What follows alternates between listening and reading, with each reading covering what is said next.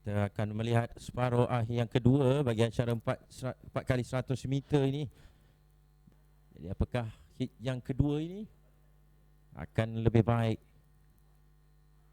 untuk 5 kuartal ini? Sudah pun dilepaskan untuk pelari pertama melakukan pecutan awal. Perhatikan bagaimana di lorong yang ke-6 itu Malaysian University A yang sedang memecut laju ketika ini untuk menyerahkan baton kepada pelari yang kedua untuk melakukan pecutan. Dua pelari yang berada di kelompok hadapan meninggalkan pelari-pelari yang lain menuju ke pelari yang ketiga. Di sinilah transisi yang cukup penting untuk melihatkan selekoh yang terakhir untuk dimasuki ketika ini menghampiri kedudukan pelari yang keempat. Perhatikan kelebihan yang dimiliki oleh dua pelari ketika ini di lorong yang kelima dan juga yang keenam daripada Johor dan juga Malaysian University yang mempunyai kelebihan untuk menamatkan kedudukan di tempat yang pertama di lorong yang keenam, terus memecut laju dan mendapatkan kemenangan buat Malaysia University.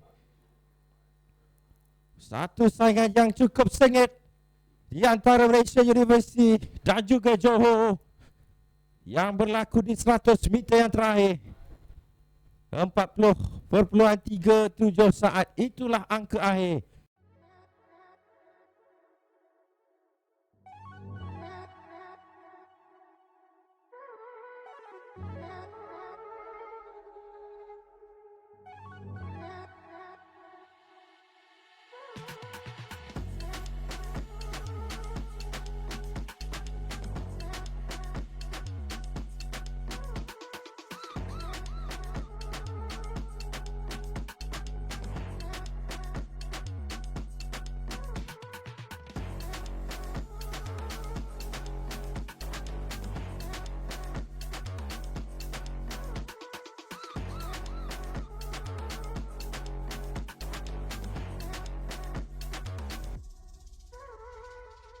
Ini adalah keputusan penuh untuk separuh akhir yang kedua.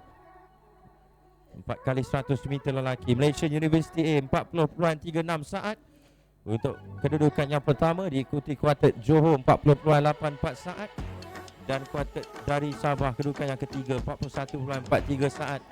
Sarawak di kedudukan yang keempat 41.44 saat, sambil Terengganu kedudukan terakhir kedudukan kelima 42.00 saat.